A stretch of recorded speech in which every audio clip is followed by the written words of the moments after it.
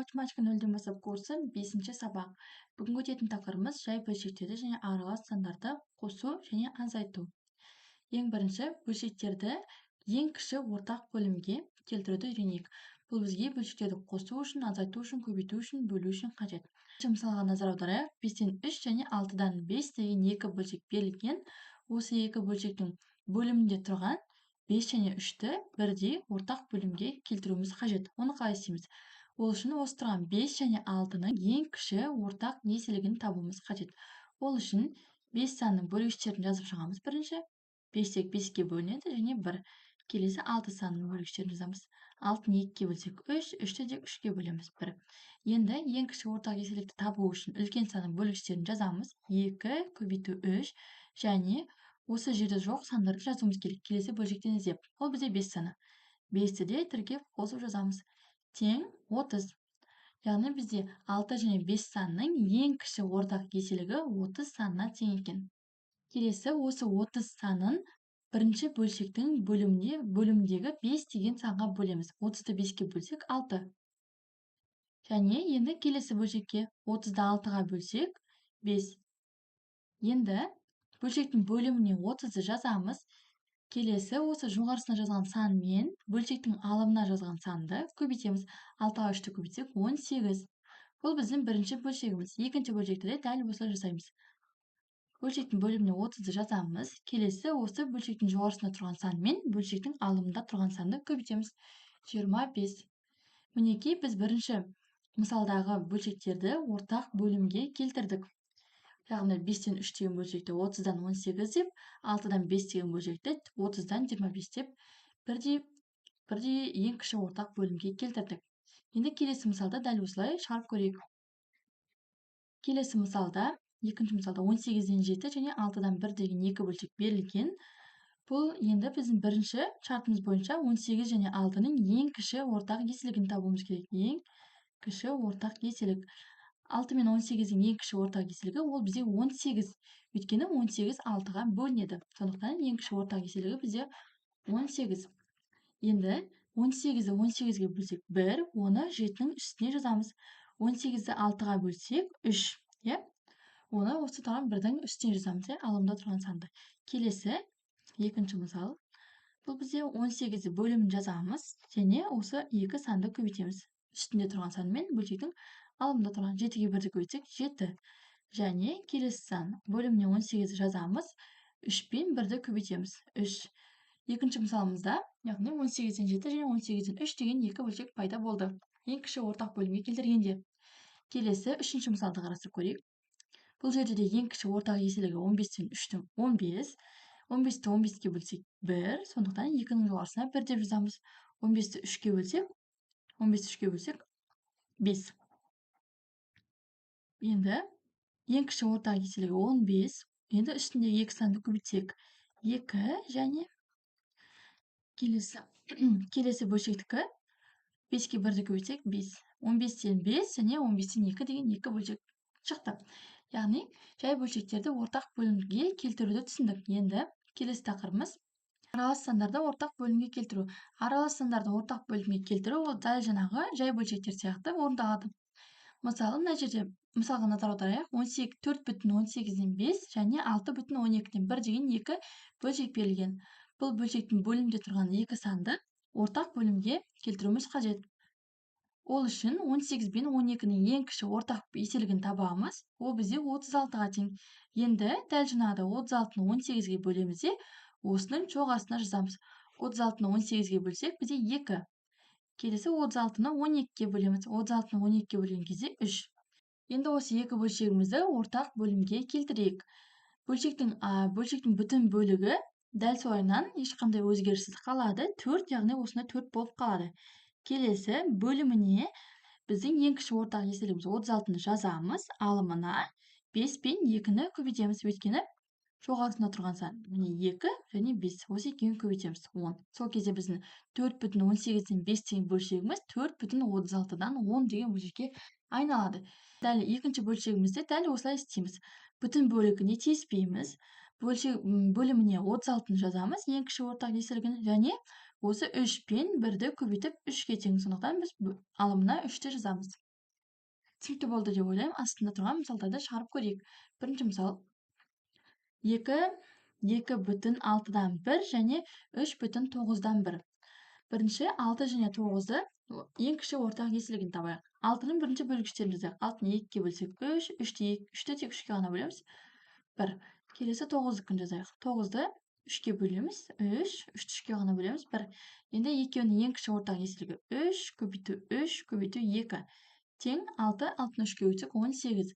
Яғни 6 мен 9-дың ең кіші ортақ еселігі бізде 18-ге тең екен. Еселікті табуды мен алдыңғы видео сабақта көрсеткен болатынмын. Енді осы 18-ді 6-ға бөлеміз. 18-ді 6-ға бөлсек 3, оны 1-дің жоғарысына жазамыз. 18-ді 9-ға бөлсек 2, оны осы тұрған 1-дің жоғарысына жазамыз. Енді бүтін бөлігінен тиіспейміз. Біз бірінші 2,6-дан 1 деген бөлшекті ортақ бөлімге келтіріп жатырмыз. Бүтін бөлігінен тиіспейміз. Бөліміне 18-ді жазамыз. Өйткені біздің ең кіші ортақ еселігіміз. Және 3 пен 1-ді көбейтеміз. Ол бізде 3-ке тең. Енді келесі бөлшекті жазайық. Бүтін бөлігіне тиіспейміз. Бөліміне 18-ді жазамыз. 2 мен 1-ді көбейтеміз. 2. Яғни 2,18-ден 3 және 3,18-ден 2 деген 2 ортақ бөлшек пайда болды. Келесі мысал шығарып көрейік. 1,4-ден 3 және 3,12-ден 5. Бірінші 4 пен 12-нің ең кіші ортақ еселігін табамыз. Бұл жерде 12 ең кіші ортақ еселігі болып табылады. Себебі 12 4-ке қалдықсыз бөлінеді. Ендеше 12-ні 4-ке бөлеміз 3, 12-ні 12-ке бөлсек 1. Енді осы бөлшекті айналдырайық. Бүтін бөлігіне тиіспейміз. Бөліміне 12-ні жазамыз. Ең кіші ортақ еселігі 4 пен 12-нің. Енді сосын алымына осы 2 санды көбейтіп жазамыз. 3-ке 3-ті көбейтсек 9. Бізде 1,4-ден 3 деген бөлшегіміз 1,12-ден 9 болып ауысты. Келесінде дәл осылай келесі бөлшектерге 3,12-ден 1 мен 5-ті көбейтсек 5, 3,12-ден 5. Яғни біз ортақ бөлімін бірдей қылып келтірдік. Ортақ бөлімге келтірдік. Енді негізгі тақырыбымызға келейік. Жай бөлшектерді қосу және азайту. Біз жай бөлшектерді қосу және азайту үшін бөлшектерді 2 топқа бөлеміз. Бөлімдері бірдей бөлшектер және бөлімдері әртүрлі бөлшектер. Енді біріншісі бөлімдері бірдей бөлшектер. Бөлімдері бірдей бөлшектерді қосқанда олардың алымдарын қосып, алымы етіп жазып, сол бөлімнің өзін қалдыру қажет. Мысалдар келтірейік. Мысалы, 4-тен 1 қосу 4-тен 2 деген бөлшек болсын. Бұның байқағандағыдай бөлімдері бірдей. Екеуінде бөлімі 4-ке тең. Енді ереже бойынша алымдарын қосып, алымы дегеніміз 1 және 2 бөлшек жазамыз. 1 қосу 2 бөлімін қалдыруымыз керек. Өзін 4-те жазып қоямыз бөліміне. Сонда бізде жауабы 4-тен 3. 4-тен 1-ге 4-тен 2-ні қосқанда 4-тен 3 шығады екен. Тағы да бір мысал келтірейік. 6-дан 2 қосу 6-дан 5. Осындай 2 бөлшек болсын. Бірінші бөлшек сызамызда алымдарын қосамыз. 2 қосу 5, ал бөліміне 6-ны жазамыз. Бұл тек бөлімдері бірдей болса, яғни 2 бөлшектің осы астында тұрған сандары бірдей болса. 5-ке 6-ны қосақ 7, яғни біздің бөлшегіміз 6-ны жазамыз бөліміне. 6-дан 7 деген бұрыс бөлшек пайда болды. Яғни бөлімдері бірдей бөлшектерді қосуы түсінікті болды, иә? Енді азайту. Азайту тура осылай, тек таңбасы минус болады. Бөлімдері бірдей бөлшектерді азайтқанда азайғыштың алымынан азайтқыштың алымын азайтып, алымы етіп жазып, сол бөлімнің өзін қалдыру керек. Мысалы, 5-тен 4 деген бөлшек болсын, азайту 5-тен 1 деген бөлшек болсын. Алымдарын бөлшек сызамызда 4 азайту 1 деп жазамыз. Және бөлімін 5-те қалдырамыз.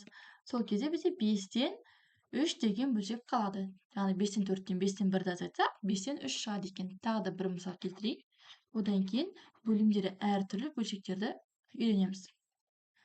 7-ден 3 азайту 7-ден 1 деген бөлшек болсын. Не істейміз? Алымдарын азайтамыз. 3 азайту 1. Мына жер таңба минус болғандықтан азайтып жатырмыз. Және бөлімін дәл солай қалдырамыз.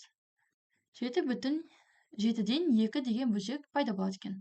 Келесі бөлімдері әртүрлі бөлшектерді қосу және азайту. Бөлімдері әртүрлі бөлшектерді қосу немесе азайту үшін бөлшектерді ең кіші ортақ бөлімге келтіру қажет. Жаңағы осындай түрде ең кіші ортақ бөлімге келтіруіміз қажет. және бөлімдері бірдей бөлшектерді қосып азайтуымыз керек. Бірінші, жеңіл мысалдарды қарастырайық. Мына жерде күрделі мысалдар тұр екен. Бірінші, 3-тен 1 қосу 4-тен 1 деген бөлшек болсын. Осы екі бөлшекті қосып көрейік. Ең бірінші, ең кіші ортақ еселігі қандай? 3 пен 4-тің. Я, 12, я, 12, өйткені 3-ке де 4-ке де бөлінетін ең кіші сан. Енді 12-ні 3-ке бөлсек, мына тұрған 3-ке 12-ні 3-ке бөлсек, бізде 4 шығады. Оны 1-дің жоғарғы жағына жазамыз. 12-ні 4-ке бөлсек 3, оны да дәл осы санның сәйкес санның алымының үстіне жазамыз. Енді осы екеуін 4 пен 1-ді көбейтеміз. 4 қосу, ортадағы таңба қосу болғандықтан 3-ке 1-ді көбейтеміз. 3.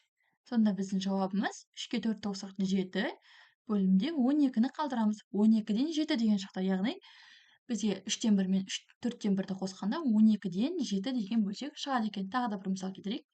6-дан 2 қосу 3-тен 5 деген бөлшек болсын. Осы екі бөлшекті қосайық. 3 пен 6-ның ең кіші ортақ еселігі қандай? 6, я, өйткені 6 3-ке бөлінеді. Сондықтан 6-ны алсақ болады. 6-ны жазамыз, ең кіші ортақ еселігін, және 6-ны 6-ға бөлсек 1, оны 2-нің жоғарысына жазамыз. 6-ны 3-ке бөлсек 2, оны 5-тің жоғарысына жазамыз. Енді көбейтеміз. 2-ке 1-ді көбейтсек 2, қосу, өйткені мұнда қосу тұр. 5-ті 2-ке көбейтсек 10.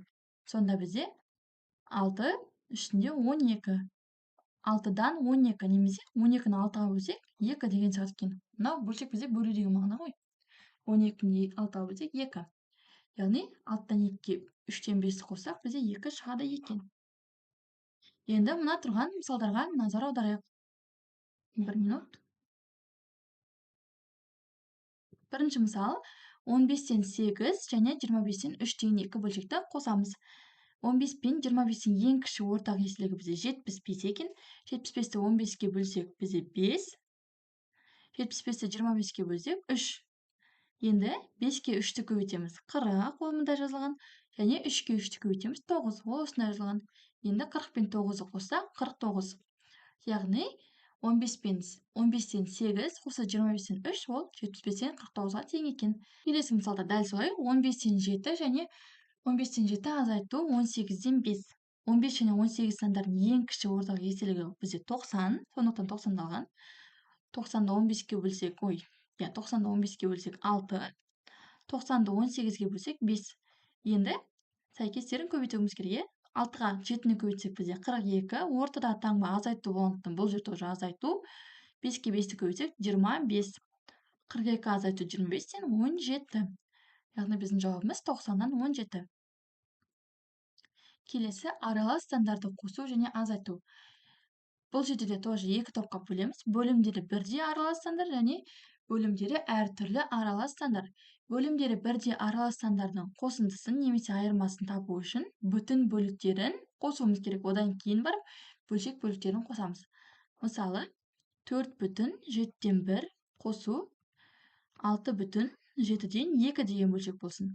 Бірінші бүтін бөліктерін қосамыз. 4 пен 6-ны бірінші қосып аламыз. 4-ке 6-ны қоссақ бізде 10. Бөлшекті сызамыз да, енді 7-ден 1 мен 7-ден 2-ні қосатын боламыз. Бұл екі бөлшекті қоссақ, бөлімдері бірдей болғандықтан сол бөлімді жазамыз. Ал бөлімдері бірдей болса, тек алымын қосамыз. 2-ке 1-ді қосамыз 3. Сонда біздің жауабымыз 10,7-ден 3. Тағы да бір мысал. 7,8-ден 9 қосу 6,8-ден 1 деген бөлшек болсын. Осы екі бөлшекті қосайық. Бірінші бүтін бөліктерін қосамыз. 13. Келесі бөлімдері бірдей болғандықтан осыны дәл осылай жазып қоямыз. 8. Енді алымдары қосыламыз. 9-ға 1-ді қоссақ 10 болды. 13,8-ден 10. Осылай шығара береміз. Азайту болса да дәл осылай. Азайтуға бір мысал көрсетейін. 4,7-ден 6 азайту 2,7-ден 1 деген бөлшек болсын. Осы екеуін азайтайық. Енді бүтін бөліктерін азайтамыз. Өйткені біздің таңбамыз азайту. 4-тен 2-ні азайтайық. 2. Бөлшекті сызамыз. Бөлімдері бірдей болғандықтан 7-ні жазамыз. 6-тан 1-ді азайтамыз. 5. 2,7-ден 5. Бөлімдері бірдей аралас сандарды қосу және азайту түсінікті болса, ендеше келесі бөлімдері әртүрлі аралас сандарды қосу және азайту. Бөлімдері әртүрлі аралас сандарды қосу үшін аралас сандардың бөлшек бөліктерін ең кіші ортақ бөлімге келтіріп қосуымыз керек, және бүтін бөліктерін қосуымыз керек жеке-жеке. Ол да дәл жаңағыдай. Мысалы 4,2-ден 1 қосу 3,4-тен 2 болсын. Осы екі бөлшекті қосайық. Бірінші бүтін бөліктерін қосамыз 7. Енді келесі 2-ден 1 мен 4-тен 2-ні қосамыз. Бұл жерде 2 мен 4-тің ең кіші ортақ еселігі 4. 4-те 2-ге бөлсек 2, оны 1-дің жоғарысына жазамыз. 4-4-ке бөлсек 1, оны 2-ның жоғарысына жазамыз. 2 мен 1-ді көбейтсек 2, қосу 1 мен 2-ні көбейтсек 2. Сол кезде бізде 7,4-тен 4. Бұл жерде мынау 1-ді береді бізде. Сол кезде бізде жауабымыз 7.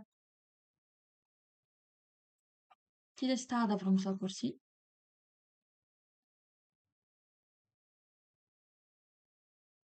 6,3-тен 2 қосу 5,9-дан 1. Осы екі бөлшекті қосайық. Бірінші бүтін бөліктерін қосамыз. 6-ға 5-ті қоссақ 11. Енді 3 пен 9-ың ең кіші ортақ еселігі бізде 9, иә. Өйткені 9 3-ке бөлінеді. 9-ды 3-ке бөлсек 3, 9-ды 9-ға бөлсек 1. Келесі 3-те 2-ге көбейтеміз 6, қосу 5, 1-ді 1-ге көбейтеміз 1. Сонда бізде 11,9-дан 7. Азайту да дәл осылай. Дәл осы жерде азайтуын орындап көрейік. Так, мына жер қосу емес, азайту болсын. Мынаны өшіріп тастайық. Мына жерде бөлшек бар, мына жерде азайту. Бірінші бүтін бөлігін азайтып тастаймыз. 6-тан 5 азайтсақ 1. Және енді ең кіші ортақ еселігі бізде 9. 9-ды жазамыз. 9-ды 3-ке бөлсек 3, 9-ды 9-ға бөлсек 1. 3-те 2-ге көбейтсек 6, тек таңбасы өзгереді байқағандарыңыздай. 1-ге 1-ді көбейтсек 1. Сол кезде бізде 1,9-дан 5 деген жауап шығады екен. Осымен сабағымыз аяқталды. Келесі сабақта жай бөлшектерді көбейту және бөлуді түсіндіретін боламын. Каналға тіркеліп, лайк басып кетіңіздер. Сау болыңыздар.